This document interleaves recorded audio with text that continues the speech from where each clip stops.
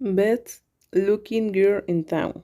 From the time she was 13, Rose Simpson had been ashamed of her appearance. It was then that she started growing taller than other girls. She was also award as well as tall, and she was too thin. By the time she was 20, she was fully convinced that her appearance was really something terrible. All the other girls seemed little, good, and attractive, no matter what Rose wore, it seemed wrong. She was much too tall to wear tailored clothes, and thin dresses simply hung around her Lucille. All the boys and girls in the group liked Rose. She was a fine girl, if you could forget the way she looked. Even her hair was wrong, rather stringy, but she had pleasant and rather attractive face. In spite of her looks, Rose had a boyfriend. He was Patrick Redding, and his father kept a grocery store. Rose wasn't any price, but then you could not expect Rose's looks to do any better. People felt that Rose ought to be well satisfied, but no, but was a nice looking boy, and he should not he considered unimportant. Rose didn't consider Pat unimportant.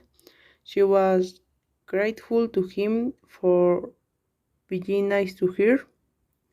She was as pleasant and as friendly as she could be. As a matter of fact, she liked Pat a lot. He was fun to be with. She would have been perfectly satisfied, except for the that fact that she was in love with Shane Tenat, all the which did her little good, for Shane was the price of the down. Shane's father was a banker and rich. His mother was the social leader of the town.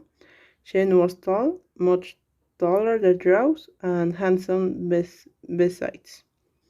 But went into the grocer- grocery business with his father. Shane went into the bank. That's the way some do in small towns, unless they have definitely ideals about law or one of the other profession. Rose didn't do anything. Her parents had just enjoyed money, so she didn't have to work. She went to parents with Patrick and admired Shane from a distance. The town people felt that she would marry Pat, that he'd take over his father's grocery store, and that they'd still down. That might have happened if it hadn't been of Leslie Duran. Leslie Duran was and still is a well-known magician illustrator, and he came to Morrisville to visit an aunt, and he was taken everywhere to all the parties, of course. He was the social lion of the season. He stayed in town for only a few days, but that was long and young for a lot to happen. He saw Rose Simpson. Rose was standing near the door, and she was looking at Shane Tenat. She never knew how much her face showed what she was thinking about. No one else noticed, but Durant, being new, understood the situation. He saw Rose standing not quite strange because she didn't feel quite as tall that way in a badly fit- fitted dress and her hair not quite smooth, and he saw Shane perfectly dressed, self-confident, good-looking, and then Pat came to ask Rose to dance. On the second day of his visit, Duran made his remarkable statement. He told anyone who would listen to him that Rose Simpson was before the best looking girl in town, one of the best looking girls he had ever seen.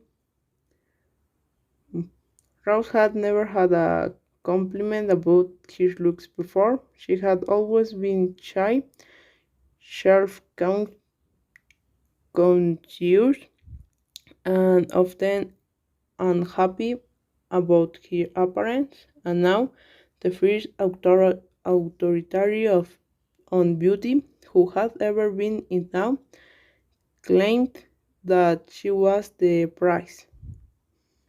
When Duran himself told her what he thought of her, she was filled with confusion. She managed finally to thank him, and later, very shyly, she went up to him. "I do wish that you'd tell me how I can look better," she said. "That's not really my particular kind of work," he told her, "but maybe if we got together." They got together the next morning. Durrance came to Rouse's house, and with Rouse's mother acting as helper, they did things to Rouse and to Rouse's clothes.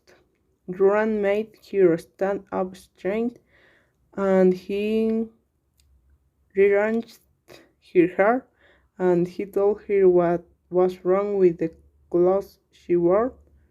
That night there was a dance for Durant, his last evening in town, and as he had thought that he started things, Rose was, for the first time in her life, the center of attention.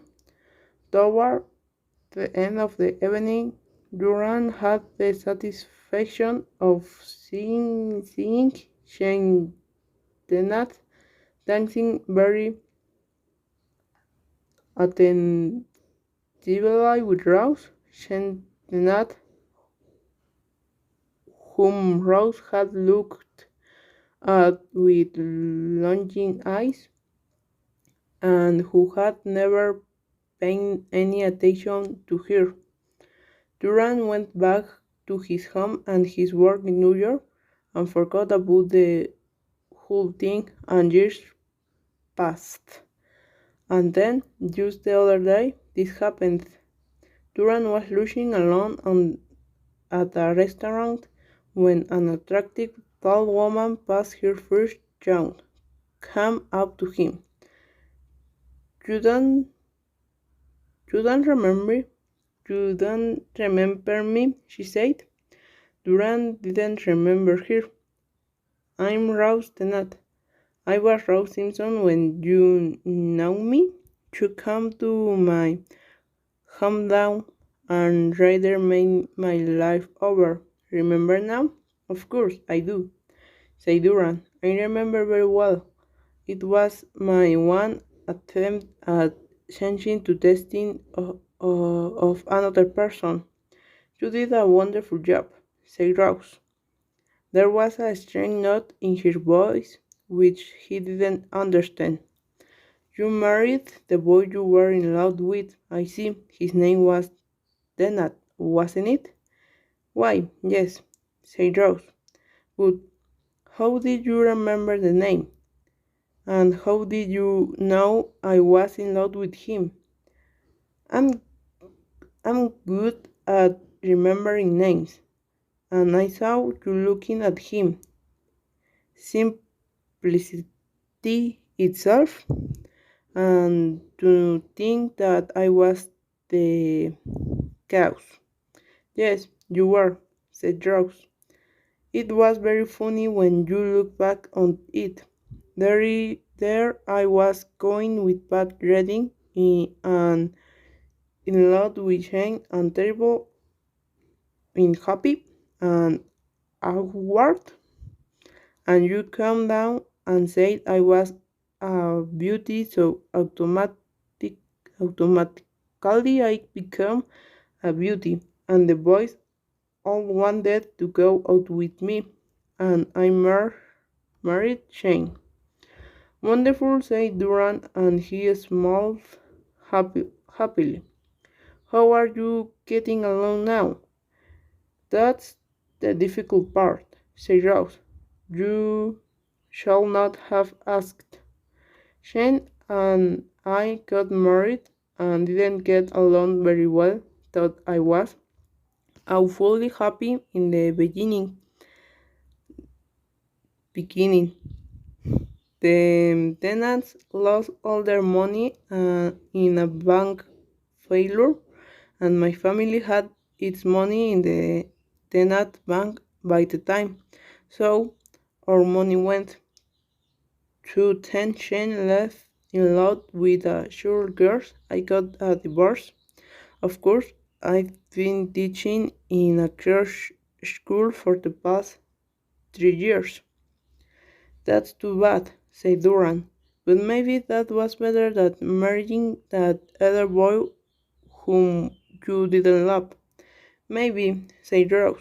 You can never tell. Love Scott's Patty Redding took over his father's grocery store and married the cutest girl in town. They have 3 children and are very happy. And oh yes, he became quite ambitious and started a chain of grocery store. Now he's the richer and most important man in town.